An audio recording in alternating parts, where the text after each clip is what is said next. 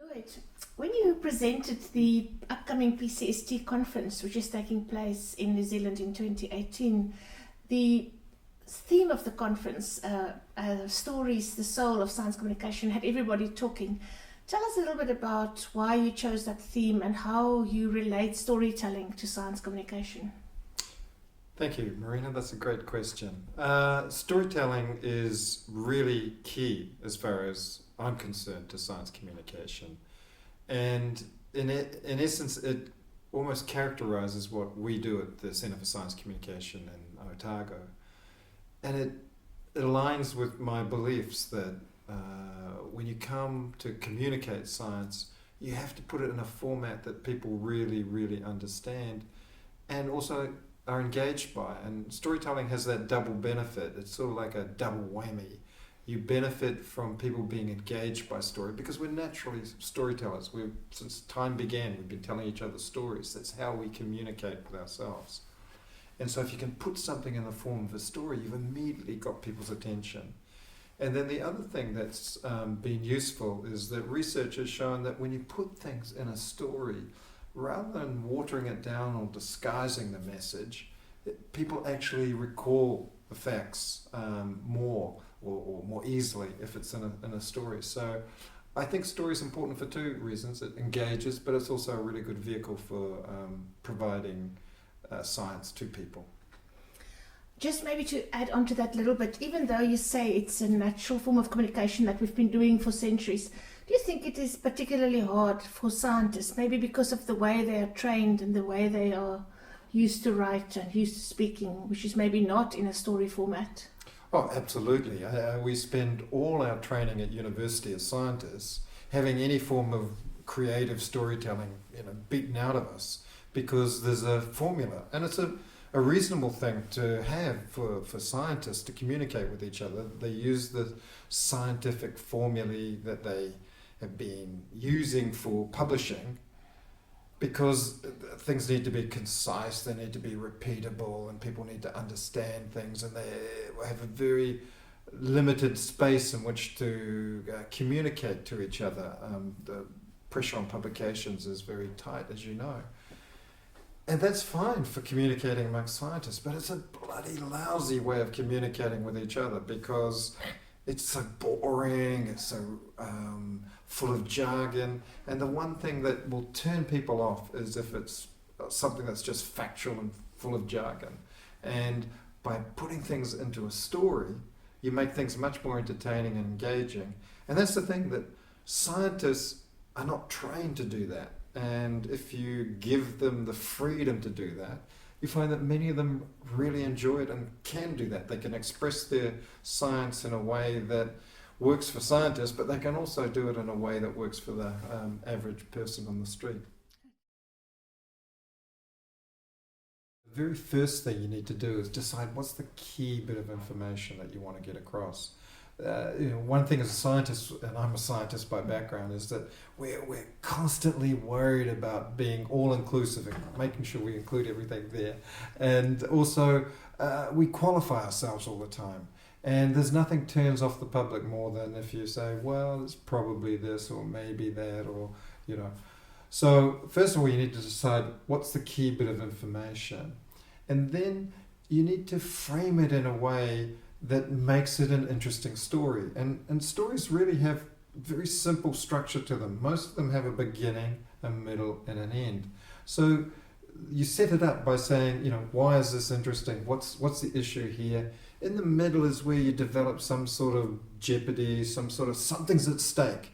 Because that's the thing, that's why people love stories and why they care about science, if you put it in a story, is that you have something at stake. And if people can relate to something being at stake, then they want to know the outcome. They buy into the outcome.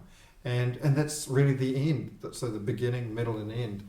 And so you resolve the story that way.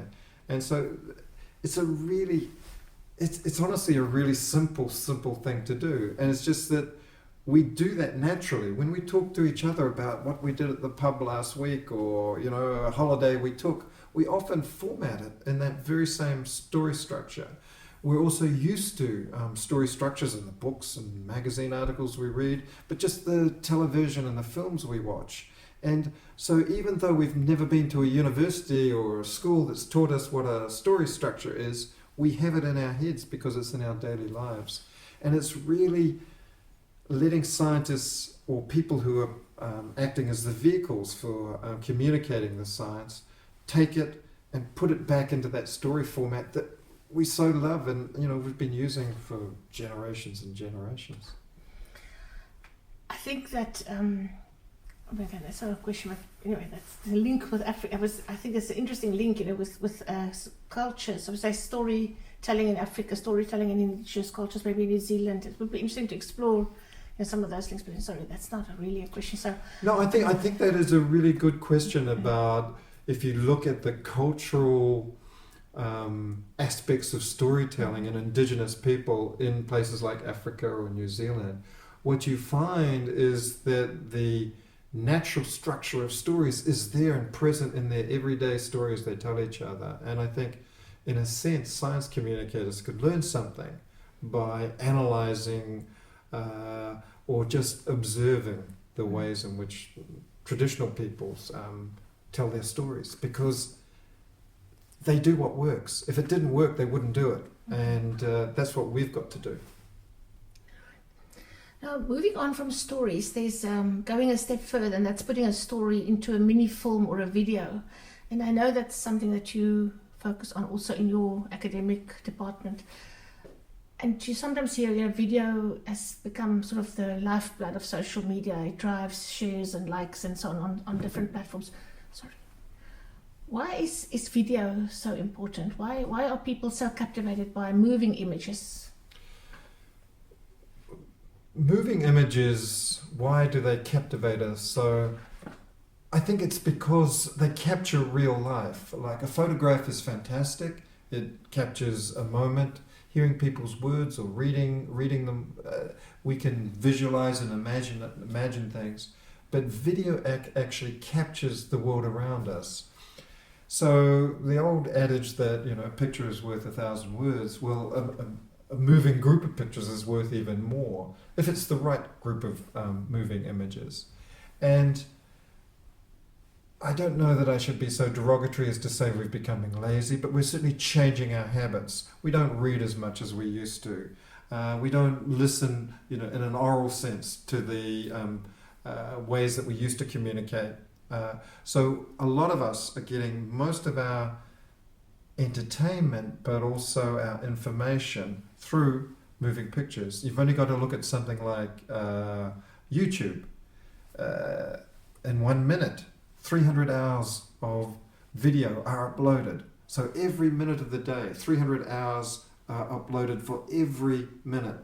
4.95 billion videos will be watched today. It's absolutely extraordinary.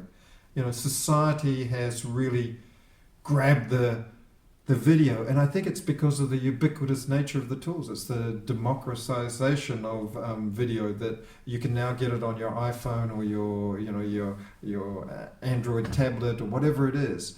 That we don't need to go to a theater or to sit down in the living room and watch television. We can have video with us 24/7 now, and people enjoy video. And so I think, especially for the younger generation, all the data show that they're not reading hardly at all. They're not getting their information from even television broadcasts now. It's mainly downloadable material that you can get from the internet. Lloyd, maybe a final question.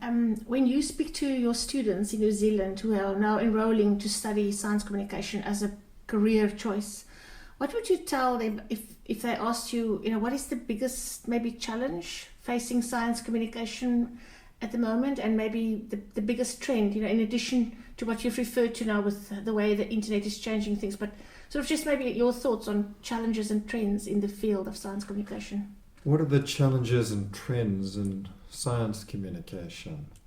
Well, I think the biggest challenge that we have is that it is extremely difficult, no matter how well motivated, no matter how good you are, to get your voice heard.